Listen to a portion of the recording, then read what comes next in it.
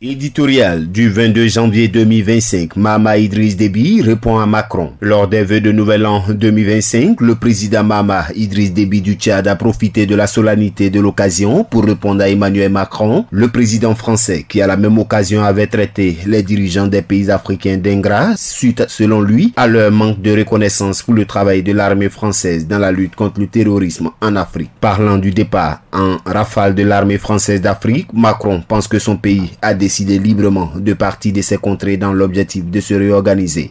Non, la France n'est pas en recul en Afrique. Elle est simplement lucide, elle se réorganise. Je dis ça parce que quand je lis une bonne partie de notre presse et beaucoup de commentaires, les gens, regardant avec les lunettes d'hier, disent c'est terrible, l'Afrique, on est en train de disparaître. Non, on a choisi de bouger en Afrique. On a choisi de bouger parce qu'il fallait bouger. On a regardé notre relation passée, mémorielle, culturelle, on la factualise, on l'assume, on se dit la vérité, mais on cède rien à la désinformation et aux ingérences. 2, nous avions une relation sécuritaire. Elle était de deux natures en vérité. Il y a une partie, c'était notre engagement contre le terrorisme depuis 2013. On avait raison. Il profite de la brèche pour dire que les Africains n'ont pas été reconnaissants envers la France. Je crois qu'on a oublié de nous dire merci. C'est pas grave, ça viendra avec le temps. L'ingratitude, je suis bien placé pour le savoir, c'est une maladie non transmissible à l'homme. Et je le dis pour tous les gouvernants africains qui n'ont pas eu le courage vis-à-vis de leurs opinions publiques de le porter, aucun d'entre eux ne serait aujourd'hui avec un pays souverain si l'armée française ne s'était pas déployée dans cette région. Ces propos ont suffi pour déclencher l'ire de certains dirigeants africains, dont Ousmane Sonko, le premier ministre sénégalais. Je tiens à dire que dans le cas du Sénégal, cette affirmation est totalement erronée. Aucune discussion ou négociation n'a eu lieu à ce jour et la décision prise par le Sénégal découle de sa seule volonté en tant que pays libre, indépendant et souverain. La Côte d'Ivoire, à travers le porte-parole du gouvernement, Amadou Koulibaly, le Burkina Faso, à travers le président du Faso,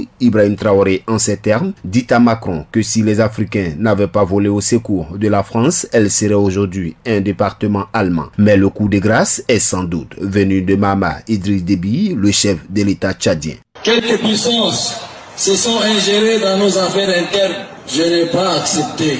Je ne suis pas leur gouverneur. Merci. Je ne suis pas leur gouverneur. Merci. Je ne suis pas un farfelu. Je ne suis pas un valet. Je suis le président d'un pays indépendant, libre et souverain.